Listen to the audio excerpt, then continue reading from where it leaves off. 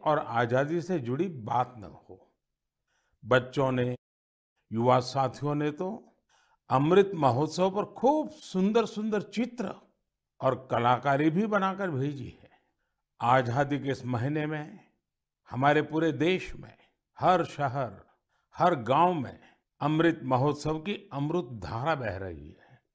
अमृत महोत्सव और स्वतंत्रता दिवस के इस विशेष अवसर पर हमने देश की सामूहिक शक्ति के दर्शन किए हैं। एक चेतना की अनुभूति हुई है। इतना बड़ा देश, इतनी विविधताएं, लेकिन जब बात तिरंगा फहराने की आई तो हर कोई एक ही भावना में बहता दिखाई दिया। तिरंगे के गौरव के प्रथम प्रहरी बनकर लोग खुद आगे आए।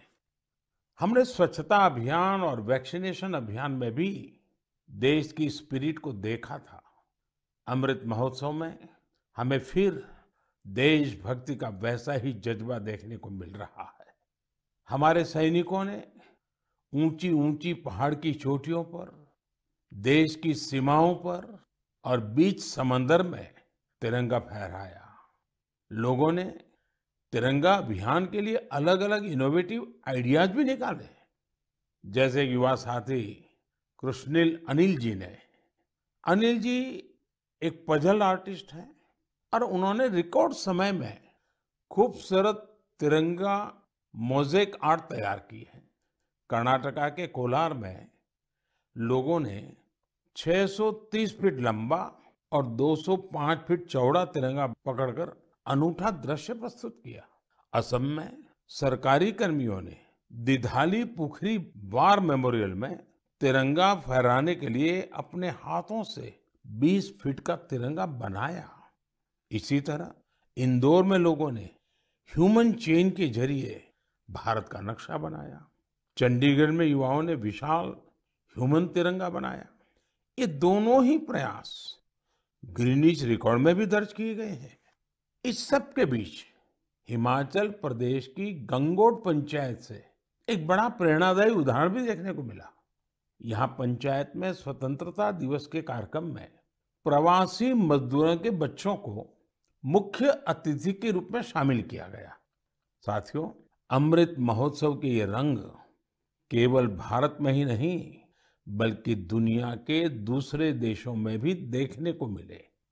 बोत्सवाना में वहां के रहने वाले स्थानीय सिंगर्स ने भारत की आजादी के 75 साल मनाने के लिए देशभक्ति के 75 गीत गाए। इसमें और भी खास बात यह है कि 75 गीत हिंदी, पंजाबी, गुजराती, बांग्ला, असमिया, तमिल, तेलुगु, कन्नड़ा और संस्कृत जैसी भाषाओं में गाए गए। इसी तरह नामीबिया ने भारत नामीबिया के सांस्कृतिक पारंपरिक संबंधों पर विशेष स्टैम्प जारी किया है। साथियों, मैं और एक खुशी की बात बताना चाहता हूँ। अभी कुछ दिन पहले मुझे भारत सरकार के सूचना और प्रसारण मंत्रालय के कार्यक्रम में जाने का अवसर मिला। वहाँ उन्होंने स्वराज दूरदर्शन की सीरियल का स्क्रीनिंग रखा था। मुझे उसके प्रीमियर में जाने का मौका मिला। ये आजादी के आंदोलन में हिस्सा लेने वाले अनसुने नायक नायिकाओं के प्रयासों से देश की युवा पीढ़ी को परिचित कराने की एक बेहतरीन पहल है। दूरदर्शन पर हर रविवार रात 9 बजे इसका प्रसारण होता है और मुझे बताया गया कि 75 सप्ताह तक चलने वाला है। मेरा आग्रह है कि आप समय निकालकर इसे खुद भी देखें और अपने घर के बच्चों को भी जरूर दिखाएं।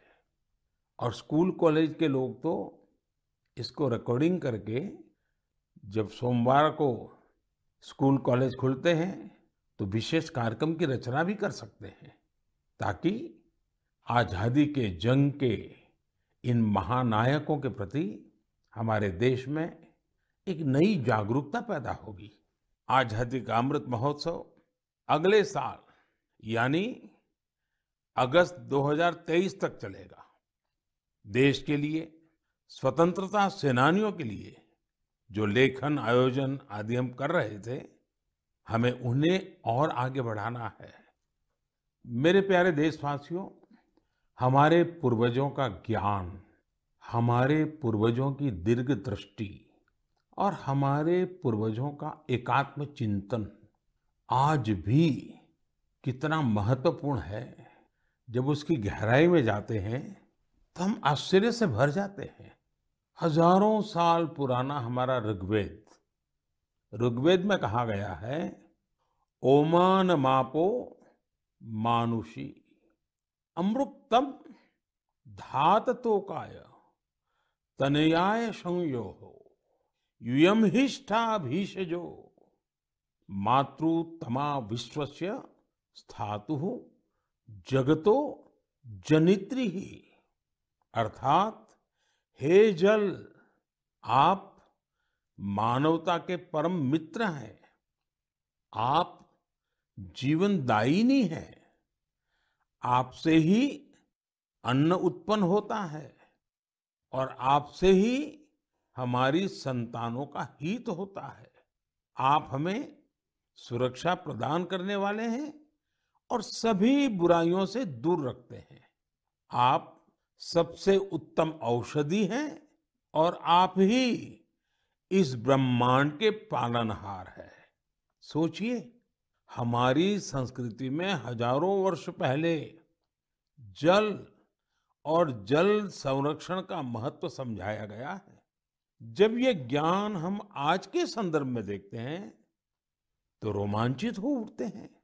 लेकिन जब इसी ज्ञान को देश अपने सामर्थ्य के रूप में स्वीकारता है तो उनकी ताकत अनेक गुना बढ़ जाती है। आपको याद होगा, मन की बात में ही 4 महीने पहले मैंने अमृत सरोवर की बात की थी। उसके बाद अलग अलग जिलों में स्थानीय प्रशासन जुटा, स्वयंसेवी संस्थाएं जुटी और स्थानीय लोग जुटे। देखते ही देखते अमृत सरोवर का निर्माण एक जन आंदोलन बन गया है। जब देश के लिए कुछ करने की भावना हो, अपने कर्तव्यों का एहसास हो, आने वाली पीढ़ियों की चिंता हो, तो सामर्थ्य भी जुड़ता है और संकल्प नेक बन जाता है।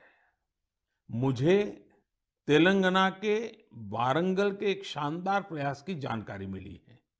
यहाँ एक नई ग्राम पंचायत का गठन हुआ है जिसका नाम है मंगत्या वाल्या थांडा। यह गांव फॉरेस्ट एरिया के करीब है।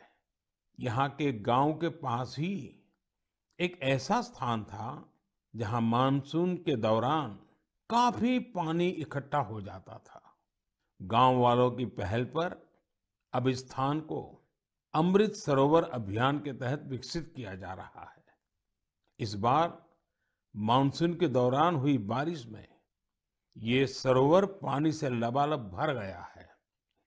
मैं मध्य प्रदेश के मंडला में मोचा ग्राम पंचायत में बने अमृत सरोवर के बारे में भी आपको बताना चाहता हूँ। ये अमृत सरोवर कान्हा राष्ट्रीय उद्यान के पास बना है और इससे इस इलाके की सुंदरता को और बढ़ा दिया है। उत्तर प्रदेश के ललितपुर में नवनिर्मित शहीद भगत सिंह अमृत सरोवर भी लोगों को काफी आकर्षित कर रहा है। यहाँ की निवारी ग्राम पंचायत में बना ये सरोवर 4 एकड़ में फैला हुआ है। सरोवर के किनारे हुआ वृक्षारोपण इसकी शोभा को बढ़ा रहा है। सरोवर के पास लगे 35 फीट ऊंचे तिरंगे को देखने के लिए भी दूर दूर से लोग आ रहे हैं। अमृत सरोवर का यह अभियान कर्नाटका में भी जोरों पर चल रहा है। यहाँ के बागलकोट जिले के बिल्केरूर गांव में लोगों ने बहुत सुंदर अमृत सरोवर बनाया है। दरअसल इस क्षेत्र में पहाड़ से निकले पानी की वजह से लोगों को बहुत मुश्किल होती थी। किसानों और उनकी फसलों को भी नुकसान पहुंचता था। अमृत सरोवर बनाने के लिए गांव के लोग सारा पानी चैनलाइज करके एक तरफ ले आए। इससे इलाके में बाढ़ की समस्या भी दूर हो गई। अमृत सरोवर अभियान हमारी आज की अनेक समस्याओं का समाधान तो करता ही है, हमारी आने वाली पीढ़ियों के लिए भी उतना ही आवश्यक है। इस अभियान के तहत कई जगहों पर पुराने जलाशयों का भी कायाकल्प किया जा रहा है। अमृत सरोवर का उपयोग पशुओं की प्यास बुझाने के साथ ही खेती किसानी के लिए भी हो रहा है। इन तालाबों की वजह से आसपास के क्षेत्रों का ग्राउंड वाटर टेबल बढ़ा है, वहीं इनके चारों ओर हरियाली भी बढ़ रही है। इतना ही नहीं, कई जगह लोग अमृत सरोवर में मछली पालन की तैयारियों में भी जुटे हैं। मेरा आप सभी से और खासकर मेरे युवा साथियों से आग्रह है कि आप अमृत सरोवर अभियान में बढ़ चढ़ करके हिस्सा लें और जल संचय और जल संरक्षण के इन प्रयासों को पूरी से पूरी ताकत दें, उसको आगे बढ़ाएं। मेरे प्यारे देशवासियों, असम के बोंगाई गांव में एक दिलचस्प परियोजना चलाई जा रही है, प्रोजेक्ट संपूर्णा। इस प्रोजेक्ट का मकसद है कुपोषण के खिलाफ लड़ाई, और इस लड़ाई का तरीका भी बहुत यूनिक है। इसके तहत किसी आंगनवाड़ी केंद्र के एक स्वस्थ बच्चे की मां एक कुपोषित बच्चे की मां से हर सप्ताह मिलती है और पोषण से संबंधित सारी जानकारियों पर चर्चा करती है। यानी एक मां दूसरी मां की मित्र बन उसकी मदद करती है, उसे सीख देती है। इस प्रोजेक्ट की मदद से इस क्षेत्र में एक साल में 90% से ज्यादा बच्चों में कुपोषण दूर हुआ है। आप कल्पना कर सकते हैं, क्या कुपोषण दूर करने में गीत, संगीत और भजन का भी इस्तेमाल हो सकता है? मध्य प्रदेश के दतिया जिले में मेरा बच्चा अभियान, इस मेरा बच्चा अभियान में इसका सफलतापूर्वक प्रयोग किया गया। इसके तहत जिले में भजन कीर्तन आयोजित हुए, जिसमें पोषण गुरु कहलाने वाले शिक्षकों को बुलाया गया। एक मटका कार्यक्रम भी हुआ। इसमें महिलाएं आंगनवाड़ी केंद्र के लिए मुट्ठी भर अनाज लेकर आती हैं और इसी अनाज से शनिवार को बाल भोज का आयोजन होता है। इससे आंगनवाड़ी केंद्रों में बच्चों की उपस्थिति बढ़ने के साथ ही कुपोषण भी कम हुआ है। कुपोषण के प्रति जागरूकता बढ़ाने के लिए एक यूनिक अभियान झारखंड में भी चल रहा है। झारखंड के गिरिडीह में सांप सीढ़ी का एक गेम तैयार किया गया है। खेल खेल में बच्चे अच्छी और खराब आदतों के बारे में सीखते हैं। साथियों, कुपोषण से जुड़े इतने सारे अभिनव प्रयोगों के बारे में मैं आपको इसलिए बता रहा हूं क्योंकि हम सबको भी आने वाले महीने में इस अभियान से जुड़ना है। सितंबर का महीना त्योहारों के साथ साथ पोषण से जुड़े बड़े अभियान को भी समर्पित है। हम हर साल 1 से 30 सितंबर के बीच पोषण माह मनाते हैं। कुपोषण के खिलाफ पूरे देश में अनेक क्रिएटिव और डाइवर्स एफर्ट्स किए जा रहे हैं। टेक्नोलॉजी का बेहतर इस्तेमाल और जन भागीदारी भी पोषण अभियान का महत्वपूर्ण हिस्सा बना है। देश में लाखों आंगनवाड़ी कार्यकर्ताओं को मोबाइल डिवाइस देने से लेकर आंगनवाड़ी सेवाओं की पहुंच को मॉनिटर करने के लिए पोषण ट्रैकर भी लॉन्च किया गया है। सभी एस्पिरेशनल डिस्ट्रिक्ट्स और नॉर्थ ईस्ट के राज्यों में 14 से 18 साल की बेटियों को भी पोषण अभियान के दायरे में लाया गया है। कुपोषण की समस्या का निराकरण इन कदमों तक ही सीमित नहीं है। इस लड़ाई में दूसरी कई और पहल की भी अहम भूमिका है। उदाहरण के तौर पर जल जीवन मिशन को ही ले तो भारत को कुपोषण मुक्त कराने में इस मिशन का भी बहुत बड़ा असर होने वाला है। कुपोषण की चुनौतियों से निपटने में सामाजिक जागरूकता से जुड़े प्रयास महत्वपूर्ण भूमिका निभाते हैं। मैं आप सभी से आग्रह करूंगा कि आप आने वाले पोषण माह में कुपोषण या मालन्यूट्रिशन को दूर करने के प्रयासों में हिस्सा जरूर लें। मेरे प्यारे देशवासियों, चेन्नई से श्रीदेवी वरदराजन जी ने मुझे एक रिमाइंडर भेजा है। उन्होंने माय गॉव पर अपनी बात कुछ इस प्रकार से लिखी है। नए साल के आने में अब 5 महीने से भी कम समय बचा है और हम सब जानते हैं कि आने वाला नया साल इंटरनेशनल ईयर ऑफ मिलेट्स के तौर पर मनाया जाएगा। उन्होंने मुझे देश का एक मिलेट मैप भी भेजा है। साथ ही पूछा है कि क्या आप मन की बात में आने वाले एपिसोड में इस पर चर्चा कर सकते हैं। मुझे अपने देशवासियों में इस तरह के जज्बे को देखकर बहुत ही आनंद की अनुभूति होती है। आपको याद होगा कि यूनाइटेड नेशंस ने एक प्रस्ताव पारित कर वर्ष 2023 को इंटरनेशनल ईयर ऑफ मिलेट्स घोषित किया है। आपको ये जानकर भी बहुत खुशी होगी कि भारत के इस प्रस्ताव को 70 से ज्यादा देशों का समर्थन मिला था। आज दुनिया भर में इसी मोटे अनाज का, मिलेट्स का क्रेज बढ़ता जा रहा है। साथियों, जब मैं मोटे अनाज की बात करता हूं तो मेरे एक प्रयास को भी मैं आज आपको शेयर करना चाहता हूं।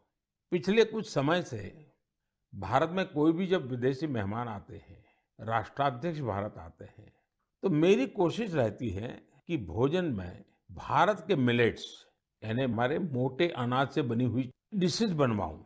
और अनुभव यह आया है कि इन महानुभावों को यह डिशेज बहुत पसंद आती है और हमारे मोटे अनाज के संबंध में, मिलेट्स के संबंध में काफी कुछ जानकारियां एकत्र करने का वो प्रयास भी करते हैं। मिलेट्स, मोटे अनाज प्राचीन काल से ही हमारे एग्रीकल्चर, कल्चर और सिविलाइजेशन का हिस्सा रहे हैं। हमारे वेदों में मिलेट्स का उल्लेख मिलता है और इसी तरह पुराणनुरु और तोल्काप्पियम में भी इसके बारे में बताया गया है। आप देश के किसी भी हिस्से में जाएं, आपको वहां लोगों के खान पान में अलग अलग तरह के मिलेट्स जरूर देखने को मिलेंगे। हमारी संस्कृति की तरह मिलेट्स में भी बहुत विविधताएं पाई जाती हैं। ज्वार, बाजरा, रागी, सावा, कंगनी, चीना, कोदो, कुटकी, कुट्टू, ये सब मिलेट्स ही तो है। भारत विश्व में मिलेट्स का सबसे बड़ा उत्पादक देश है। इसलिए इस पहल को सफल बनाने की बड़ी जिम्मेदारी भी हम भारतवासियों के कंधे पर ही है। हम सबको मिलकर इसे जन आंदोलन बनाना है और देश के लोगों में मिलेट्स के प्रति जागरूकता भी बढ़ानी है। और साथियों, आप तो भली बात ही जानते हैं, मिलेट्स किसानों के लिए भी फायदेमंद है और वो भी खास करके छोटे किसानों को। दरअसल बहुत ही कम समय में फसल तैयार हो जाती है और इसमें ज्यादा पानी की आवश्यकता भी नहीं होती है। हमारे छोटे किसानों के लिए तो मिलेट्स विशेष रूप से लाभकारी है। मिलेट्स के भूसे को बेहतरीन चारा भी माना जाता है। आजकल युवा पीढ़ी हेल्दी लिविंग और ईटिंग को लेकर बहुत फोकस है। इस हिसाब से भी देखें तो मिलेट्स में भरपूर प्रोटीन, फाइबर और मिनरल्स मौजूद होते हैं। कई लोग तो इसे सुपर फूड भी बोलते हैं। मिलेट से एक नहीं, अनेक लाभ है। ओबेसिटी को कम करने के साथ ही डायबिटीज, हाइपरटेंशन और हार्ट रिलेटेड डिसीज के खतरे को भी कम करते हैं। इसके साथ ही ये पेट और लीवर की बीमारियों से बचाव में भी मददगार है। थोड़ी देर पहले ही हमने कुपोषण के बारे में बात की है। कुपोषण से लड़ने में भी मिलेट्स काफी लाभदायक है, क्योंकि ये प्रोटीन के साथ साथ एनर्जी से भी भरे होते हैं। देश में आज मिलेट्स को बढ़ावा देने के लिए काफी कुछ किया जा रहा है। इससे जुड़ी रिसर्च और इनोवेशन पर फोकस करने के साथ ही एफपीओस को प्रोत्साहित किया जा रहा है ताकि उत्पादन बढ़ाया जा सके। मेरा अपने किसान भाई बहनों से यही आग्रह है कि मिलेट्स यानी मोटे अनाज को अधिक से अधिक अपनाएं और इसका फायदा उठाएं। मुझे देखकर काफी अच्छा लगता है कि आज कई ऐसे स्टार्टअप्स उभर रहे हैं जो मिलेट्स पर काम कर रहे हैं।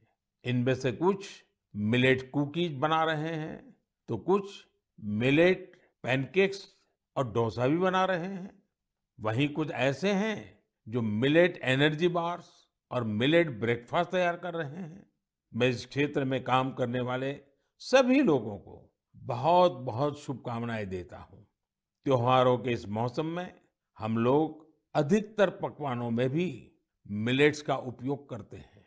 आप अपने घरों में बने ऐसे पकवानों की तस्वीरें सोशल मीडिया पर जरूर शेयर करें ताकि लोगों के बीच मिलेट्स को लेकर जागरूकता बढ़ाने में मदद मिले। मेरे प्यारे देशवासियों, अभी कुछ दिन पहले मैंने अरुणाचल प्रदेश के सियांग जिले में जोरसिंग गांव की एक खबर देखी। ये खबर एक ऐसे बदलाव के बारे में थी जिसका इंतजार इस गांव के लोगों को कई वर्षों से था। दरअसल जोरसिंग गांव में इसी महीने स्वतंत्रता दिवस के दिन से 4G इंटरनेट की सेवाएं शुरू हो गई हैं। जैसे पहले कभी गांव में बिजली पहुंचने पर लोग खुश होते थे, अब नए भारत में वैसी ही खुशी 4G पहुंचने पर होती है। अरुणाचल और नॉर्थ ईस्ट के दूर सुदूर इलाकों में 4G के तौर पर एक नया सूर्योदय हुआ है। इंटरनेट कनेक्टिविटी एक नया सवेरा लेकर आई है। जो सुविधाएं कभी सिर्फ बड़े शहरों में होती थी, वो डिजिटल इंडिया ने गांव-गांव में पहुंचा दी है। इस वजह से देश में नए डिजिटल एंटरप्रेन्योर पैदा हो रहे हैं। राजस्थान के अजमेर जिले के सेठा सिंह रावत जी दर्जी ऑनलाइन ई स्टोर चलाते हैं। आप सोचेंगे ये क्या काम हुआ? दर्जी ऑनलाइन, दरअसल सेठा सिंह रावत कोविड के पहले टेलरिंग का काम करते थे। कोविड आया तो रावत जी ने उस चुनौती को मुश्किल नहीं बल्कि अवसर के रूप में लिया। उन्होंने कॉमन सर्विस सेंटर यानी CSC ई स्टोर ज्वाइन किया और ऑनलाइन कामकाज शुरू किया। उन्होंने देखा कि ग्राहक बड़ी संख्या में मास्क का ऑर्डर दे रहे हैं। उन्होंने कुछ महिलाओं को काम पर रखा और मास्क बनवाने लगे। इसके बाद उन्होंने दर्जी ऑनलाइन नाम से अपना ऑनलाइन स्टोर शुरू कर दिया, जिसमें और भी कई तरह से कपड़े वो बनाकर बेचने लगे। आज डिजिटल इंडिया की ताकत से सेठा सिंह जी का काम इतना बढ़ चुका है कि अब उन्हें पूरे देश से ऑर्डर मिलते हैं। सैकड़ों महिलाओं को उन्होंने अपने यहाँ रोजगार दे रखा है। डिजिटल इंडिया ने यूपी के उन्नाव में रहने वाले ओम प्रकाश सिंह जी को भी डिजिटल एंटरप्रेन्योर बना दिया है। उन्होंने अपने गांव में 1000 से ज्यादा ब्रॉडबैंड कनेक्शन स्थापित किए हैं। ओम प्रकाश जी ने अपने कॉमन सर्विस सेंटर के आसपास निशुल्क वाईफाई जोन का भी निर्माण किया है, जिससे जरूरतमंद लोगों की बहुत मदद हो रही है। ओम प्रकाश जी का काम अब इतना बढ़ गया है कि उन्होंने 20 से ज्यादा लोगों को नौकरी पर रख लिया है। ये लोग गांवों के स्कूल, अस्पताल, तहसील ऑफिस और आंगनवाड़ी केंद्रों तक ब्रॉडबैंड कनेक्शन पहुंचा रहे हैं और इसे रोजगार भी प्राप्त कर रहे हैं। कॉमन सर्विस सेंटर की तरह ही गवर्नमेंट ई मार्केट प्लेस यानी जेम पोर्टल पर भी ऐसी कितनी सक्सेस स्टोरी देखने को मिल रही है। साथियों, मुझे गांवों से ऐसे कितने ही संदेश मिलते हैं जो इंटरनेट की वजह से आए बदलावों को मुझसे साझा करते हैं। इंटरनेट ने हमारे युवा साथियों की पढ़ाई और सीखने के तरीकों को ही बदल दिया है। जैसे कि यूपी की गुड़िया सी जब उन्नाव के अमोइया गांव में अपनी ससुराल आई तो उन्हें अपनी पढ़ाई की चिंता हुई, लेकिन भारत नेट ने उनकी इस चिंता का समाधान कर दिया। गुड़िया ने इंटरनेट के जरिए अपनी पढ़ाई को आगे बढ़ाया और अपना ग्रेजुएशन भी पूरा किया। गांव-गांव में ऐसे कितने ही जीवन डिजिटल इंडिया अभियान से नई शक्ति पा रहे हैं। आप मुझे गांवों के डिजिटल एंटरप्रेन्योर के बारे में ज्यादा से ज्यादा लिख करके भेजें और उनकी सक्सेस स्टोरीज को सोशल मीडिया पर भी जरूर साझा करें। मेरे प्यारे देशवासियों, कुछ समय पहले मुझे हिमाचल प्रदेश से मन की बात के एक श्रोता रमेश जी का पत्र मिला। रमेश जी ने अपने पत्र में पहाड़ों की कई खूबियों का जिक्र किया है। उन्होंने लिखा कि पहाड़ों पर बस्तियां भले ही दूर दूर बसती हो, लेकिन लोगों के दिल एक दूसरे के बहुत नजदीक होते हैं। वाकई पहाड़ों पर रहने वाले लोगों के जीवन से हम बहुत कुछ सीख सकते हैं। पहाड़ों की जीवन शैली और संस्कृति से हमें पहला पाठ तो यही मिलता है कि हम परिस्थितियों के दबाव में न आए तो आसानी से उन पर विजय भी प्राप्त कर सकते हैं। और दूसरा, हम कैसे स्थानीय संसाधनों से आत्मनिर्भर बन सकते हैं। जिस पहली सीख का जिक्र मैंने किया, उसका एक सुंदर चित्र इन दिनों स्पीति क्षेत्र में देखने को मिल रहा है। स्पीति एक जनजातीय क्षेत्र है। यहाँ इन दिनों मटर तोड़ने का काम चलता है। पहाड़ी खेतों पर ये एक मेहनत भरा और मुश्किल काम होता है, लेकिन यहाँ गांव की महिलाएं इकट्ठा होकर एक साथ मिलकर एक दूसरे के खेतों से मटर तोड़ती है। इस काम के साथ साथ महिलाएं स्थानीय गीत छपरा माझी छपरा ये भी गाती हैं।